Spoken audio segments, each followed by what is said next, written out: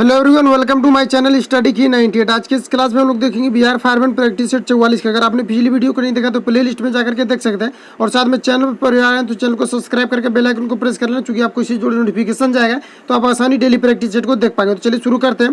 पहला प्रश्न ये रहा सभी के सामने, यहाँ पर आपको बताना है 1 नंबर में कि मानव लार में पाए जाने वाला एंजाइम बताइए कौन सा है। कि मानव लार में पाए जाने वाला एंजाइम है तो बताइए कि मानव लार में किस प्रकार का एंजाइम पाया जाता है, ये आपको यहाँ पर बताना। इसमें टाइलिन एंजाइम पाया जाता है, ऑप्शन बी यहाँ पर आपका राइट हो जाएगा। नेक्स्ट आगे बढ़ते हैं। नेक्स्ट में हमारे को बताना है 2 नंबर में, बर्ड फ्लू वायरस किस रूप में जाना जाता है, किस रूप में भी जाना जाता है, ये आपको यहाँ पर बताना। वर्ल्ड फ्लू वायरस जो है ये तो एक वायरस का नाम है ही, लेकिन यहाँ पर आपको बताना है कि अन्य किस नाम से जाना जाता है, ये आपको यहाँ पर पूछा जा रहा है। तो ये आपका H5N1 के नाम से जाना जाता है, ऑप्शन सी यहाँ पर आपका राइट हो जाएगा। नेक्स्ट आगे बढ़ते हैं। नेक्स्ट ये आपको 3 नंबर में बताना है कि जिप्सम किसका यश है। तो बताइए कि जिप्सम जो है, जिप्सम का सबसे पहली बात कि जिप्सम का जो सूत्र होता है आपका ये CaSO4 होता है, ठीक है, जिसका उपयोग प्लास्टर ऑफ पेरिस के रूप में प्लास्टर ऑफ पेरिस को बनाने में किया जाता है। लेकिन ये जो किसका अयस्क है ये आपको यहाँ पर पूछा जा रहा है। तो जिप्सम की अगर हम बात करें तो कैल्शियम का अयस्क हो जाएगा, ऑप्शन बी यहाँ पर आपका राइट हो जाएगा। नेक्स्ट आगे बढ़ते हैं। नेक्स्ट आपको यहाँ पर 4 नंबर पूछा रहा है कि चूहे मारने के लिए निम्नलिखित में से किसका उपयोग किया जाता है। तो बताइए कि चूहों को मारने के लिए निम्नलिखित में से किसका उपयोग किया जाता है। तो इसमें जिंक फास्फाइड का प्रयोग किया जाता है, ऑप्शन ए यहाँ पर आपका राइट हो जाएगा। नेक्स्ट आगे बढ़ते हैं। नेक्स्ट यहाँ पर आपको 5 नंबर पूछा रहा है कि निम्नलिखित में से कौन सा हाइड्रोजन का समस्थानिक नहीं है। तो बताइए कि हाइड्रोजन का समस्थानिक इनमें से कौन सा नहीं है, ये आपको यहाँ पर पूछा जा रहा है। तो ये हो जाएगा एरिथियम हो जाएगा, तो ऑप्शन बी यहाँ पर आपका राइट जाएगा, जो कि हाइड्रोजन का समस्थानिक नहीं है। इसके अलावा प्रोटियम है, ड्यूटेरियम है और उसके बाद ट्रीटियम जो है ये क्या है, हाइड्रोजन के समस्थानिक है, लेकिन ऑप्शन सी यहाँ पर हाइड्रोजन का समस्थानिक नहीं है, तो ऑप्शन सी यहाँ पर आपका राइट हो जाएगा।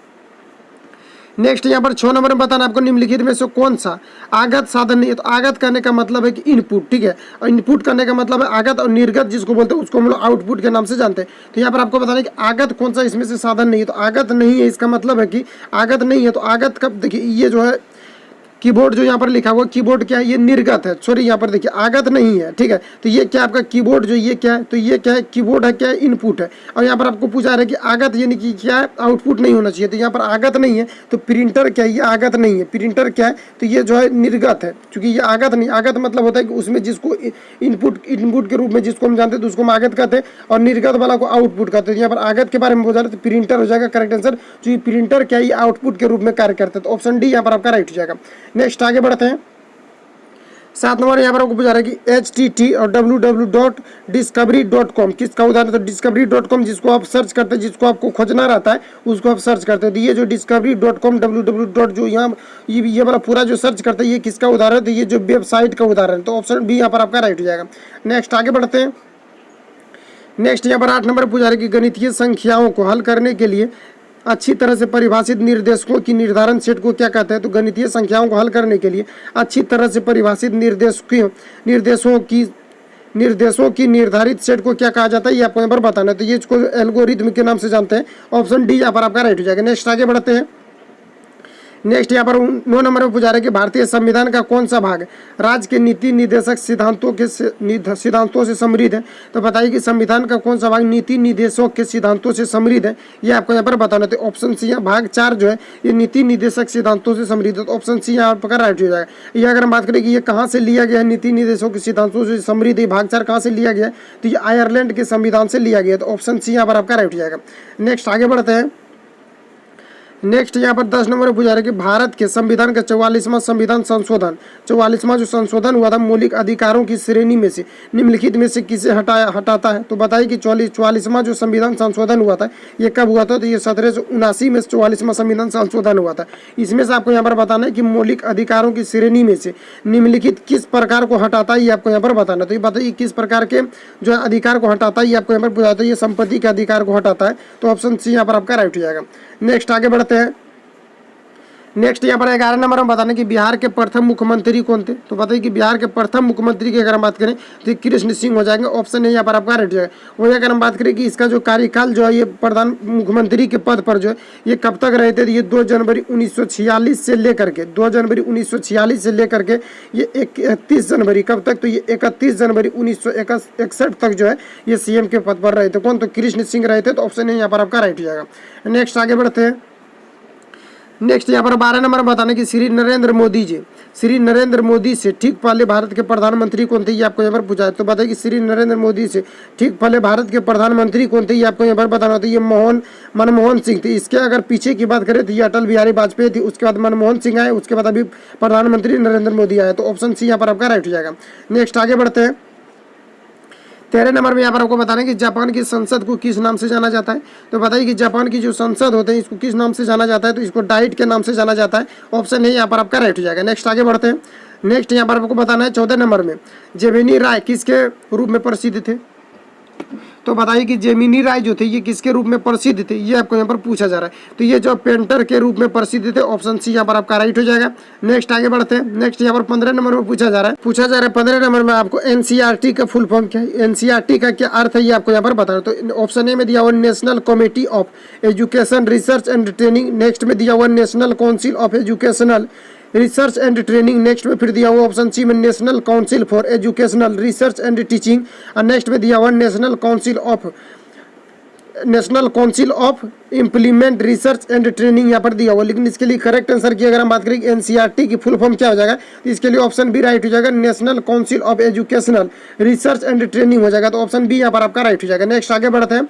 नेक्स्ट यहाँ पर 16 नंबर बताने की फिल्म स्लमडॉग मिलीनियर का निर्देशक कौन है। तो बताइए कि फिल्म स्लमडॉग मिलीनियर का निर्देशक कौन है, ये आपको यहाँ पर बताना। तो बताइए कि कौन है। तो इसके लिए correct answer option number C हो जाएगा कि डैनी बॉयल जो ये फिल्म स्लम मिलीनियर का निर्देशक है। तो ऑप्शन सी यहाँ पर आपका राइट हो जाएगा। नेक्स्ट आगे बढ़ते हैं। नेक्स्ट में यहाँ पर आपको बताना है 17 नंबर माउंट एवरेस्ट पर चढ़ने वाली पहली अपंग महिला को, अपंग करने का मतलब है कि विकलांग, ठीक है। तो विकलांग ऐसी कौन महिला है जो कि माउंट एवरेस्ट पर सर्वप्रथम चढ़ी थी, ये आपको यहाँ पर पूछा जा रहा है। तो सर्वप्रथम की अगर हम बात करें तो अरुणा सिन्हा के द्वारा चढ़ाया गया था, ठीक है, अरुणा सिन्हा चढ़ी थी। तो ऑप्शन बी यहाँ पर आपका राइट हो जाएगा, जो कि माउंट एवरेस्ट पर चढ़ने वाली प्रथम अपंग महिला बनी थी। तो ऑप्शन बी यहाँ पर करेक्ट हो जाएगा। माउंट एवरेस्ट का है तो नेपाल में स्थित है और जो कि विश्व का सबसे बड़ा ऊंचा पर्वत शिखर है। तो ऑप्शन बी यहाँ पर आपका राइट हो जाएगा। नेक्स्ट आगे बढ़ते हैं। नेक्स्ट में यहाँ पर आपको बताना 18 में रामधारी सिंह दिनकर की जन्मभूमि क्या है। तो बताइए रामधारी सिंह दिनकर की जो जन्मभूमि है ये कहाँ है। तो ये जो सिमरिया हो जाएगा। ऑप्शन ए यहाँ पर आपका राइट, जो कि बेगूसराय में स्थित है। तो ऑप्शन ए यहाँ पर आपका राइट हो जाएगा। नेक्स्ट आगे बढ़ते हैं। नेक्स्ट यहाँ पर आपको 19 नंबर में पूछा जा रहा है निम्नलिखित राज्यों में से किसे भारत का अत्यधिक बाढ़ अभिमुख राज्य माना जाता है। तो बताइए कि निम्नलिखित राज्यों में से किसे भारत का अत्यधिक अभिमुख राज्य माना जाता है। तो ये बिहार को माना जाता है। तो ऑप्शन सी यहाँ पर आपका राइट हो जाएगा। नेक्स्ट आगे बढ़ते हैं। नेक्स्ट यहाँ पर आपको 20 नंबर में बताना है पुस्तक मुद्रा राक्षस के लेखक निम्नलिखित में से कौन था। तो बताइए कि पुस्तक मुद्रा राक्षस के निम्नलिखित में से लेखक कौन है, ये आपको यहाँ पर पूछा जा रहा है। तो इसके लिए हो जाएगा विशाखा दत्त हो जाएगा। ऑप्शन डी यहाँ पर आपका राइट हो जाएगा, जो कि ये जो पुस्तक जो ये मुद्रा राक्षस जो लिखा गया है ये संस्कृत में लिखा गया है, ठीक है। तो इसको भी आपको यहाँ पर याद रखना है कि ये संस्कृत में लिखा हुआ पुस्तक है जिसके द्वारा लिखा गया है। तो ये लिखा गया है विशाखा दत्त के द्वारा। नेक्स्ट आगे बढ़ते हैं। नेक्स्ट यहाँ पर आपको इस नंबर में बताना है कि विष्णु पद मंदिर कहाँ स्थित है। तो बताइए कि विष्णु पद मंदिर जो है ये कहाँ पर स्थित है। ये गया में स्थित है, जो कि बिहार में स्थित है। तो ऑप्शन यहाँ पर आपका राइट हो जाएगा। नेक्स्ट आगे बढ़ते हैं। 22 नंबर में बताना कि डॉक्टर राजेंद्र प्रसाद सिन्हा का जन्म अस्थायी जीरादेई बिहार के किस जिले के अधीन आता है। ये आपको यहाँ पर पूछा जा रहा है कि डॉक्टर राजेंद्र प्रसाद सिन्हा का जो जन्म हुआ था जीरादेई नामक एक गांव में हुआ था, ये बिहार के किस जिले के अधीन आता है, ये आपको यहाँ पर बताना। तो ये सारण के अधीन आता है। ऑप्शन है यहाँ पर आपका राइट हो जाएगा। नेक्स्ट आगे बढ़ते हैं। नेक्स्ट यहाँ पर 23 नंबर में आपसे पूछा जा रहा है कि भारतीय अंतरिक्ष अनुसंधान संगठन यानी इसरो की फुल फॉर्म क्या है। तो इंडियन स्पेस रिसर्च ऑर्गेनाइजेशन, इसका जो है हेडक्वार्टर कहाँ है, तो बेंगलुरु में, ठीक है। तो यहाँ पर आपसे पूछा रहा है कि भारतीय अंतरिक्ष अनुसंधान संस्थान इसरो का जो है इसरो कहाँ पर स्थित है, ये आपको यहाँ पर बताना। तो ये बेंगलुरु के कर्नाटक में स्थित है। बेंगलुरु जो कर्नाटक का कैपिटल है, ठीक है। तो ऑप्शन है यहाँ पर आपका राइट हो जाएगा। नेक्स्ट आगे बढ़ते हैं।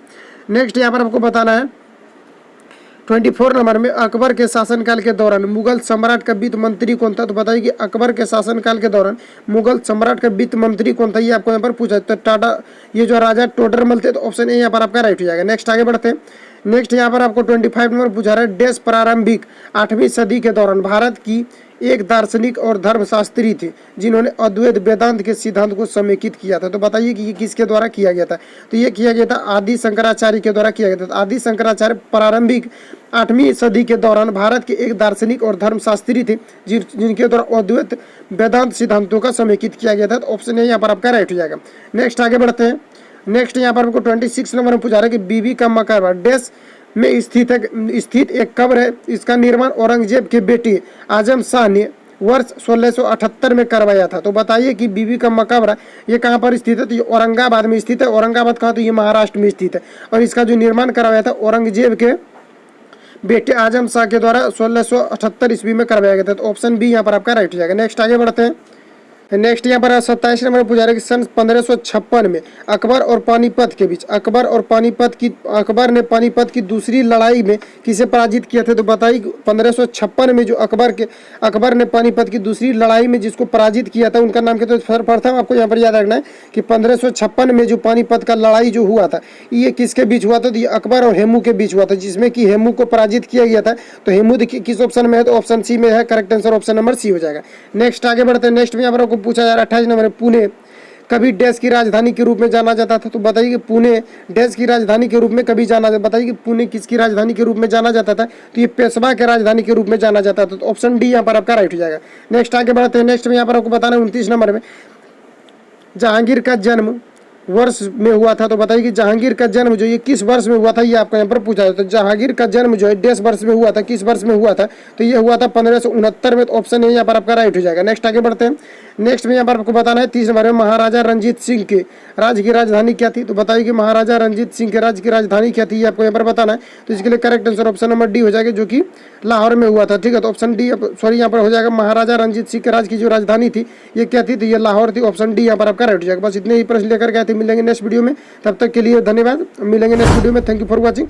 और जो है वीडियो को लाइक कमेंट शेयर करते रहिए। मिलते हैं नेक्स्ट वीडियो के साथ। Thank you for watching. Best of luck.